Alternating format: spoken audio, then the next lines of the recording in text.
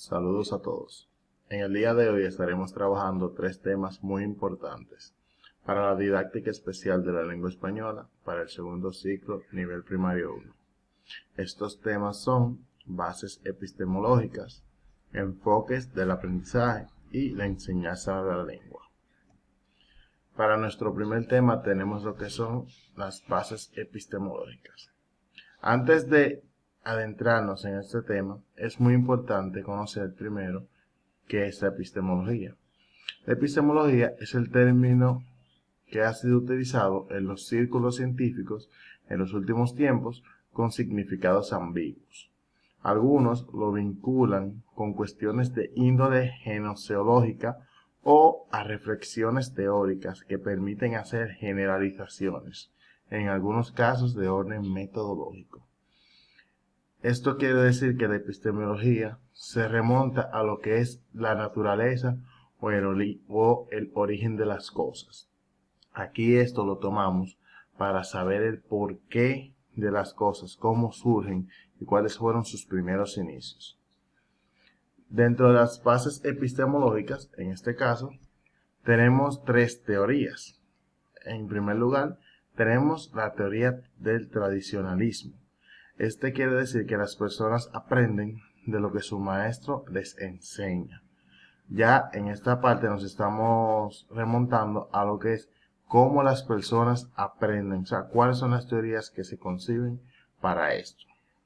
La segunda teoría, que es el conductismo, dice, las personas aprenden producto de crear y repetir hábitos de estudio. Esto que nos quiere dejar dicho, que una vez las personas crean un hábito de estudiar y de conocer más sobre muchas cosas e indagar sobre ellas, entonces el repetir ese hábito va a crear que la persona inconscientemente cree un conocimiento respecto a lo que ha estado estudiando y esto lo ayudará para que siga aprendiendo nuevas cosas.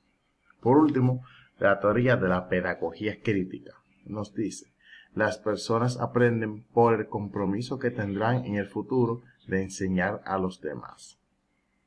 Esto ya podría decirse que se parece mucho a lo que es un maestro hoy en día, ya que los maestros tienen el compromiso de enseñar a sus estudiantes todo lo que ellos hayan aprendido. Pero un maestro que no se dedique a aprender nada, lamentablemente no tendrá nada que enseñarle a sus estudiantes. Así que en lo que a mí respecta, esta última teoría me parece muy interesante. Pasemos ahora a lo que son los enfoques del aprendizaje. El aprendizaje es un cambio relativamente permanente en el comportamiento que ocurre gracias a la experiencia. Esto nos deja dicho, el aprendizaje no es más que una nueva experiencia que marca un antes y un después en una persona. Por ejemplo, una persona que no sabe conducir un automóvil, a raíz de que éste aprende ya, entonces cambia lo que es su manera de ver los automóviles desde la perspectiva de una persona que antes no sabía y que tal vez soñaba con algún día aprender, a la perspectiva de una persona que ya sabe cómo se conduce un automóvil, cómo es la vista desde el asiento del conductor y cuáles son las maniobras, por así decir, a realizar después de esta. En esta parte tenemos varios enfoques. Por ejemplo, enfoques conductuales. Para el conductismo, el aprendizaje debe explicarse por medio de experiencias observables y no por los procesos mentales. Esto ya desde un punto de vista psicológico quiere decir que para las personas es más fácil captar lo que pueden ver lo que pueden tocar o lo que pueden tocar más que simplemente llenarle la mente a la persona con simples teorías. Enfoques cognitivistas. Los enfoques cognitivos sociales enfatizan cómo los factores del comportamiento interactúan para influir en el aprendizaje, pero hacen énfasis en los procesos mentales. Ya esto es un enfoque un poco más psicológico, ya que se deriva a lo que son las experiencias que pueden marcar la persona, como primero entendiendo los procesos que se dan dentro del cerebro para así saber cómo una persona puede aprender y así desarrollar técnicas más factibles para enseñarle de estos procesos. En los enfoques conductistas tenemos entonces lo que son dos condicionamientos. En el apartado A tenemos el condicionamiento clásico. El aprendizaje ocurre cuando un organismo aprende a conectar estímulos. Esto quiere decir que para que una persona aprenda sobre algo, debe ser algo que despierte la curiosidad en esa persona. Debe ser algo que le llame mucho la atención o debemos inculcarle ese deseo de saber, ese deseo del por qué. Y eso es lo que llevará a la persona a siempre estar interesada en conocer más y más.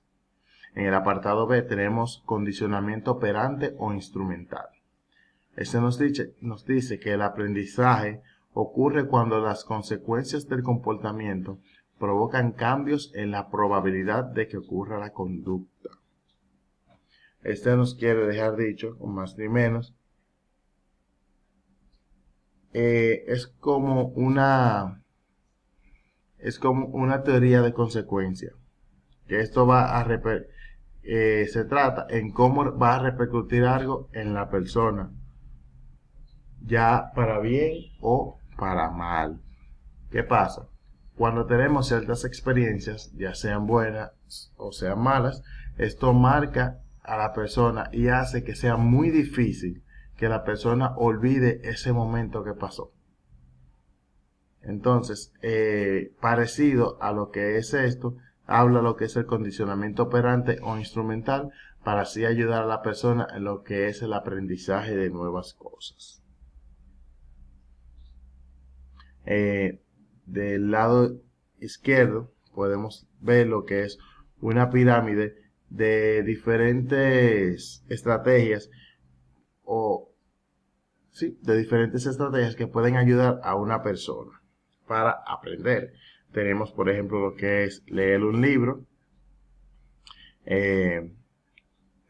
también escuchar, ver un gráfico, ver una demostración, tener una conversación y practicar lo que se intenta aprender. Ya también, leyéndolo más detenidamente, esto podría referirse a lo que son los estímulos, basados en lo que dice el condicionamiento clásico.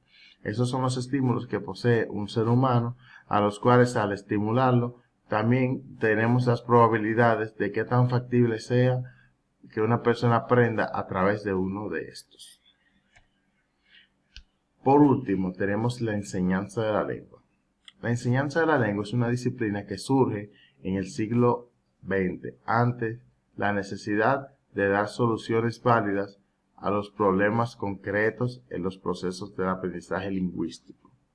La enseñanza de la lengua se constituye como área del conocimiento independiente en la Universidad Española en 1986.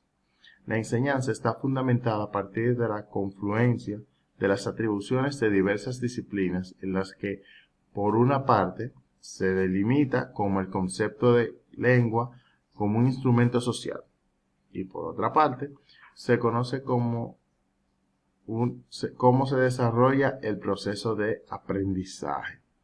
Ya la enseñanza de la lengua es un proceso un poco más complejo. Al parecido a como fueron las matemáticas, siempre ha surgido siempre ha existido ese deseo de las personas, aparte de cómo aprender, también de cómo enseñar. Cuando surge ese deseo de cómo enseñar, se deben crear entonces lo que son las diferentes estrategias de cómo enseñar a una persona y así lograr que esta persona pueda aprender sobre esto. Ya aquí entra muy en claro lo que es el trabajo de la didáctica en los maestros. Un maestro que tiene buena didáctica y que a través de esta puede desarrollar estrategias que sean muy factibles para sus estudiantes y que sean las más adecuadas para que esos estudiantes aprendan dependiendo bajo cuáles condiciones estos se encuentren. Entonces, así el maestro garantizará el aprendizaje de sus alumnos en relación a la lengua. Eso es todo por hoy. Muchas gracias. Espero que hayan aprendido bastante. Nos vemos en la próxima.